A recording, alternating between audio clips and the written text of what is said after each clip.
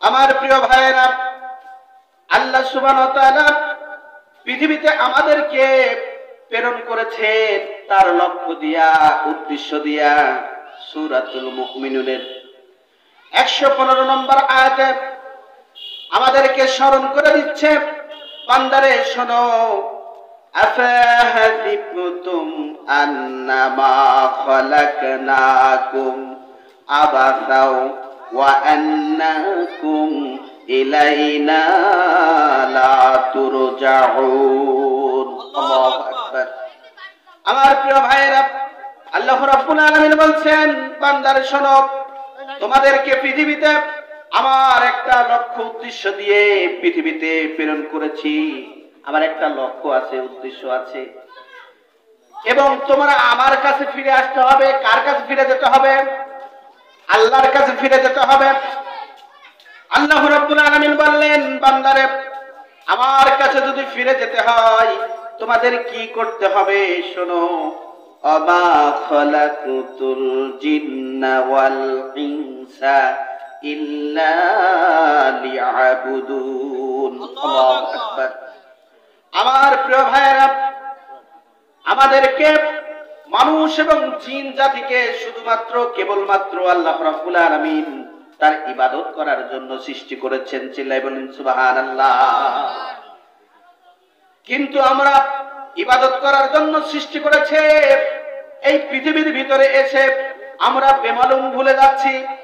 আল্লাহ রাব্বুল আলামিন পবিত্র কোরআনে বলেন, বাল তুসিরুনাল হায়াতাদ দুনিয়া ওয়াল আখিরাতু খায়রু ওয়া আবকা। আল্লাহু আকবার। আল্লাহ রাব্বুল আলামিন বলছেন, বান্দারে শোনো, পৃথিবীর ভিতরে এসে পৃথিবীর রঙ্গমঞ্চে তোমরা অতি মাতামাতি করছো, অথচ পৃথিবী আখিরাতের তুলনায় কিছুই না। এটা হচ্ছে ছোট্ট একটা বস্তু, এটা ক্ষণস্থায়ী, চিরস্থায়ী না। পৃথিবীটা হচ্ছে একটা ছোট্ট একটা বস্তু, এটা ক্ষণস্থায়ী, চিরস্থায়ী না। আমার প্রিয় ভাইরা, যদি চিরস্থায়ী না হয় তাহলে আমাদের কি করতে হবে বলেন তো? আখিরাতের প্রস্তুতিমূলক ইবাদত করতে হবে। কথা বলেন ঠিক কিনা? আখিরাতের প্রথম প্রস্তুতির নাম হচ্ছে কবর। প্রথম প্রস্তুতির নাম কি? কবর। এটা স্টেশন বলা হয়। প্রথম স্টেশনের নাম কবর। একদিন তোমারি নাম মসজিদ হবে ইলাম। তৈরি থেকো, তৈরি রেখো কবরের মাল সামান। একদিন তোমারি নাম মসজিদ হবে ইলাম। আল্লাহু আকবার। আমার প্রিয় ভাইরা, যেই কথাটি আমি বলতেছিলাম, আখিরাতের প্রস্তুতি নিতে হবে। আখিরাতের প্রথম স্টেশনের নাম হচ্ছে কবর। এই কবরে কয়টি প্রশ্ন করা হবে? 3টা প্রশ্ন করা হবে। এই 3টা প্রশ্নের যারা অ্যানসার দিতে পারবে, কবরটা আল্লাহ রাব্বুল আলামিন জান্নাতের বাগান বানিয়ে দিবে। কবরটাকে জান্নাতের সাথে সংযুক্ত করে দিবেন। কবরে জান্নাতি পোশাক পরিধান করিয়ে দিবেন। কবরের ভিতরে জান্নাতি ঘুম দান করে দিবেন। আর যদি এই 3টা প্রশ্নের অ্যানসার না দিতে পারেন, এই 3টা কি প্রশ্ন করা হবে আপনারা তো জানেন। কি প্রশ্ন বলেন তো? 1 নম্বর প্রশ্ন করা হবে, মান রব্বুকা, তোমার রব কি? আল্লাহ। হ্যাঁ, আল্লাহ। 2 নম্বর প্রশ্ন করা হবে, মান দীনুকা, তোমার দ্বীনের নাম কি? ইসলাম। 3 নম্বর প্রশ্ন করা হবে, মান নাবিয়ুকা, তোমার নবীর নাম কি? হযরত মুহাম্মদ সাল্লাল্লাহু আলাইহি ওয়াসাল্লাম। এটা দেখছি মুখস্থ আছে, কিন্তু মুখস্থ করলে এই প্রশ্নের অ্যানসার দেয়া সম্ভব না। যেমন একটা পৃষ্ঠার উপরে যদি পানি পানি পানি করে লিখে যদি আমরা পান করি, তাহলে এটা কি আমাদের তৃষ্ণা মিটবে? মিটবে না। আমার প্রিয় ভাইরা, আল্লাহ রাব্বুল আলামিন এই কবরের ভিতরে 3টা প্রশ্নের অ্যানসার যদি না দিতে পারেন, আমার নবী বলেছেন এই কবরের ভিতরে কি আযাব হতে পারে তার দৃষ্টান্ত আমাদেরকে বলছেন।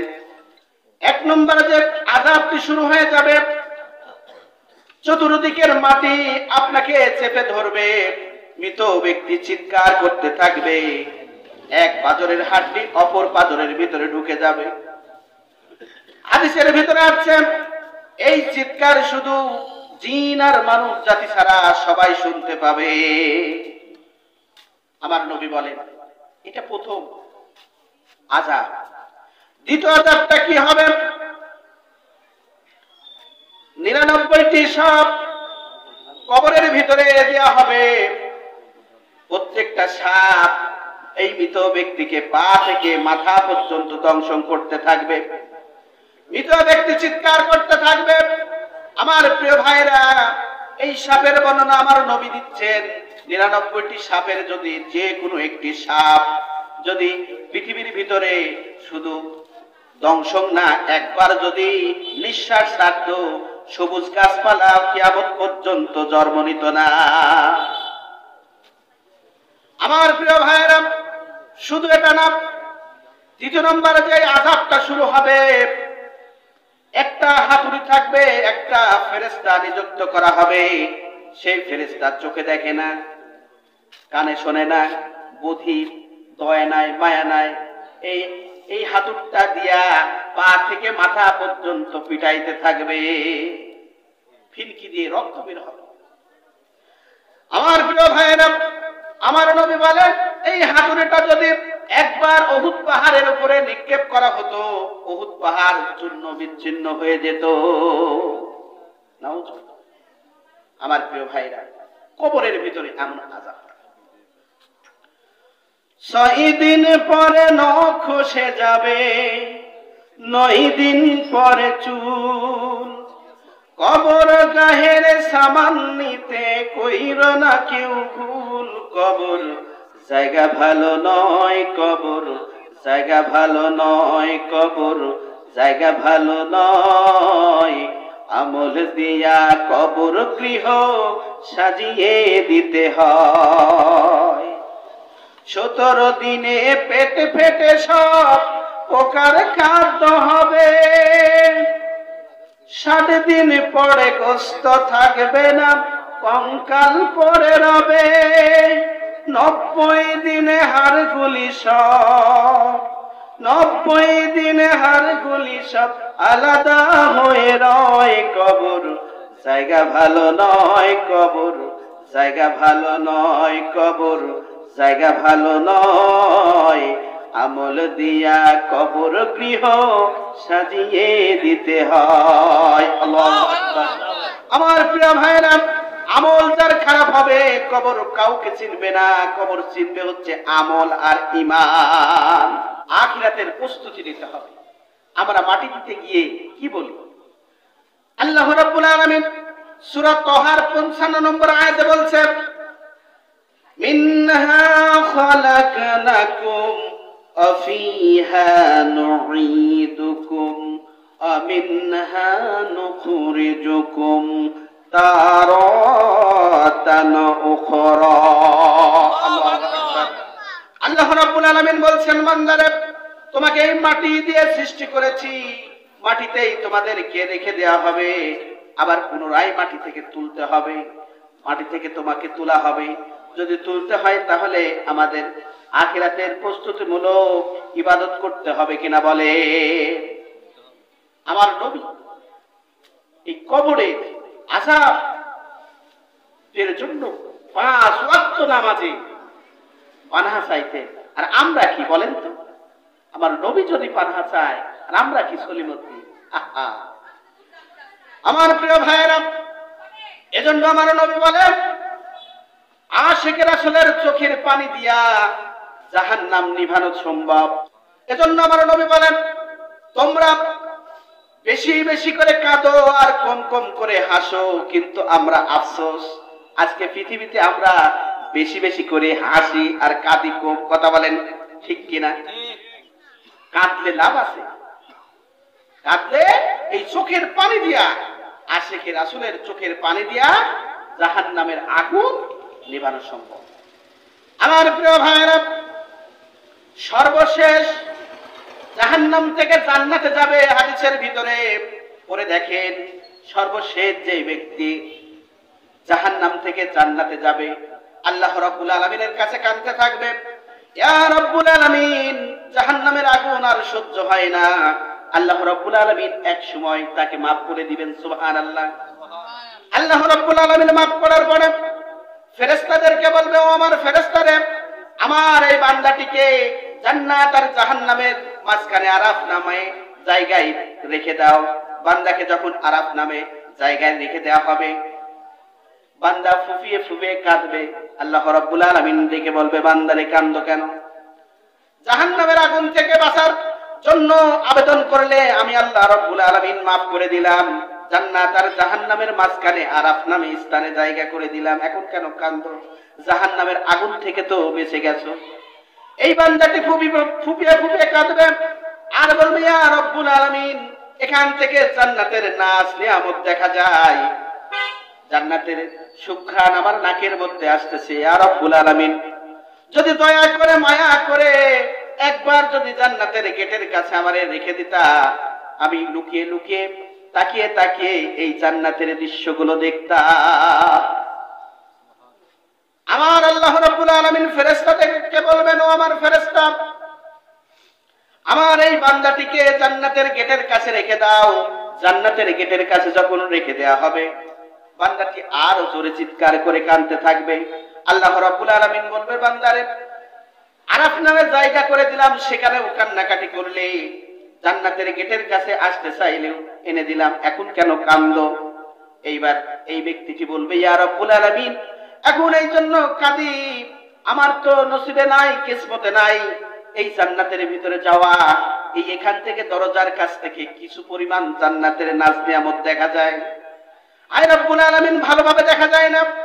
তুমি যত দয়া করে মায়া করে জাহান্নামের আগুন থেকে আমাকে বাঁচা দিয়া জান্নাতের গেটের কাছে দাঁড় করায় দিয়েছো, ইয়া রাব্বুল আলামিন, যদি একবার দয়া করে মায়া করে জান্নাতের মাঝখানে রেখে দিতা, তবে কথা দিলাম জান্নাতের কোনো নাজ নিয়ামত ছুঁইব না, খাইব না, ধরব না। কথা দিলাম ইয়া রাব্বুল আলামিন, তোমার কোনো নাজ নিয়ামত আমি নষ্ট করব না, আমাকে যদি জান্নাতের মাঝখানে একবার দাঁড় করায় দিতা। আল্লাহ রাব্বুল আলামিন বললেন, ও আমার ফেরেশতারে, আমার এই ব্যক্তিটিকে জান্নাতের মাঝখানে রেখে দাও। জান্নাতের মাঝখানে যখন রেখে দেয়া হবে, আমার নবী বলেন, এই ব্যক্তিটি আরো জোরে চিৎকার করে কাঁদতে থাকবে। এইবার আমার আল্লাহ রাব্বুল আলামিন বলবেন, বান্দারে জাহান্নামের আগুন থেকে বাঁচা দিলাম, বাঁচিয়ে দিলাম, জান্নাতের মাঝখানে রেখে দিলাম, জান্নাত আর জাহান্নামের আরাফ নামে স্থানে রেখে দিয়েছিলাম, সেখানেও কান্নাকাটি করলি, আবার গেটের কাছে রেখে দিলাম, এখানেও কান্নাকাটি করলি, আবার মাঝখানে আসতে চাইলি, আবার এনে দিলাম, তাও কান্নাকাটি করলি, ঘটনা কি? কি হয়েছে রে বান্দা, বুঝিয়ে বলো। এইবার বান্দাটি বলবে, ইয়া রাব্বুল আলামিন, এই জান্নাত থেকে আর আমারে বের করে দিও না। আমার আল্লাহ রাব্বুল আলামিন বললেন, বান্দারে আমার জান্নাত কি তোর ভালো লেগে গেছে কিনা? এইবার বান্দাটি বলবে, ইয়া রাব্বুল আলামিন, কলিজা ঠান্ডা হয়ে গেছে, ভাবতেও পারি না জান্নাত এত সুন্দর, ভাবতেও পারি না জান্নাত এত সুন্দর। যদি ভাবতাম, হুজুররা বিভিন্ন ওয়াজ মাহফিলে বলেছে, আমরা বিশ্বাস করি নাই। যদি বুঝতে পারতাম জান্নাত এত সুন্দর, কোন বাতিল সংগঠনের সাথে জড়াইতাম না, মিথ্যা কথা বলতাম না, পিতামাতার সঠিক হক আদায় করতাম। আমার আল্লাহ রাব্বুল আলামিন বলবেন, বান্দারে শোনো, আমার জান্নাত তোমার ভালো লেগে গেছে কিনা? এইবার বলবে, কলিজা ঠান্ডা হয়ে গেছে ইয়া রাব্বুল আলামিন। এইবার আমার আল্লাহ রাব্বুল আলামিন বলবেন, বান্দারে শোনো, তোর জন্য একটা নয়, দুইটা নয়, তিনটা নয়, এমন পৃথিবীর সমপরিমাণ 10টা জান্নাত তোর জন্য রিজার্ভ করে রেখেছি। সুবহানাল্লাহ। তাহলে সর্বশেষে যে জাহান্নাম থেকে জান্নাতে যাবে, তাকে কয়টা জান্নাত দেয়া হবে? পৃথিবীর সমপরিমাণ 10টা জান্নাত আল্লাহ রাব্বুল আলামিন তার আমলনামায় দিয়ে দিবেন। আল্লাহ রাব্বুল আলামিন যদি কোনো বান্দার প্রতি অধিক খুশি হয়ে যায়, সেই বান্দাকে কয়েকটা জিনিস গিফট করে। 1 নম্বর, যে বান্দার প্রতি যদি আমার আল্লাহ রাব্বুল আলামিন খুশি হয়ে যায়, সেই বান্দাকে রহমতের বাড়ি ধারা বর্ষণ করে। সুবহানাল্লাহ। সাহাবীরা জিজ্ঞাসা করলেন, ইয়া রাসূলুল্লাহ, ইয়া হাবিবাল্লাহ, রহমতের বাড়ি দ্বারা কি? আমার নবী বলেন সেই বান্দার উপরে রহমত আল্লাহ নাজিল করতেই থাকে যেমনি ভাবে পৃথিবীতে বৃষ্টি পড়ে। সুবহানাল্লাহ। সাহাবীরা জিজ্ঞাসা করলেন, ইয়া রাসূলুল্লাহ, ইয়া হাবিবাল্লাহ, বান্দার প্রতি যদি আল্লাহ আরো খুশি হয়ে যায় তাহলে কি করেন? আমার নবী বলেন, বান্দার প্রতি যদি আল্লাহ আরো খুশি হয়ে যান সেই বান্দার জন্য আল্লাহ রাব্বুল আলামিন জান্নাতে বালাখানা তৈরি করে দেয়। সুবহানাল্লাহ। সাহাবীরা জিজ্ঞাসা করলেন, ইয়া রাসূলুল্লাহ, বালাখানা এটা কেমন? আমার নবী বলেন, আমি যখন জান্নাতে পরিদর্শনে গিয়েছিলাম মিরাজে, ছোট্ট ছোট্ট ঘর থেকে সুন্দর সুন্দর গন্ধ ভেসে আসছে, সুঘ্রাণ ভেসে আসতেছে। আমি জিব্রাইলকে বললাম, ও জিব্রাইল, এই ছোট্ট ছোট্ট ঘরগুলো কি আর গন্ধ কেন ভেসে আসছে? এইবার জিব্রাইল আলাইহিস সালাম বলছেন, ইয়া রাসূলুল্লাহ, ইয়া হাবিবাল্লাহ, এই ঘরগুলো হচ্ছে আপনার ওই উম্মতের জন্য যেই উম্মত দুনিয়ার ভিতরে মেহমানদারি করতে বেশি বেশি পছন্দ করতে। মেহমান হচ্ছে আল্লাহ আপনার জন্য নিয়ামত স্বরূপ পাঠায়। আল্লাহর মেহমান আপনার না, আপনার রিজিকের ভিতরে আল্লাহ রাব্বুল আলামিন রিজিক সেট করে দিয়েছেন। সুবহানাল্লাহ। আমার প্রিয় ভাইয়েরা, সাহাবীরা জিজ্ঞাসা করলেন, ইয়া রাসূলুল্লাহ, ইয়া হাবিবাল্লাহ, বান্দার প্রতি যদি আল্লাহ আরো খুশি হয়ে যায় তার জন্য কি করেন? আমার নবী বলেন, বান্দার প্রতি যদি আল্লাহ আরো খুশি হয়ে যান সেই পরিবারে কন্যা সন্তান জন্ম দিয়ে দেয়। কন্যা সন্তানের পিতা। আল্লাহর নবী বলেন, যার একটা কন্যা তার একটা জান্নাত, যার দুইটা কন্যা তার দুইটা জান্নাত, যার তিনটা কন্যা তার তিনটা জান্নাত। শুধু তাই না, সেই পিতা আর আমি আল্লাহর নবী একসাথে জান্নাতে অবস্থান করব। এভাবে হাত উঠিয়ে বললেন, এত নিকট। সুবহানাল্লাহ। জোরে হয়ে গেল না? সুবহানাল্লাহ। আমার প্রিয় ভাইয়েরা, আমার নবী বলেন, বাইরে থেকে যদি কোনো হাদিয়া অথবা মিষ্টি নিয়ে আসা হয় সর্বপ্রথম মেয়ের হাতে দিতে হবে। মেয়ের হাতে। আমার আল্লাহ রাব্বুল আলামিন সেই পরিবারে একটা রহমতের ফেরেশতা নিযুক্ত করে, আর রহমতের ফেরেশতা এই কন্যা সন্তানের উপরে হাত বোলায় আর বলে, তুমি একটা দুর্বল দেহ এবং দুর্বল দেহ থেকে আসছো, তোমার পরে আল্লাহর রহমতের বাড়িধারা কিয়ামত পর্যন্ত বর্ষণ হতেই থাকবে। সুবহানাল্লাহ, সুবহানাল্লাহ।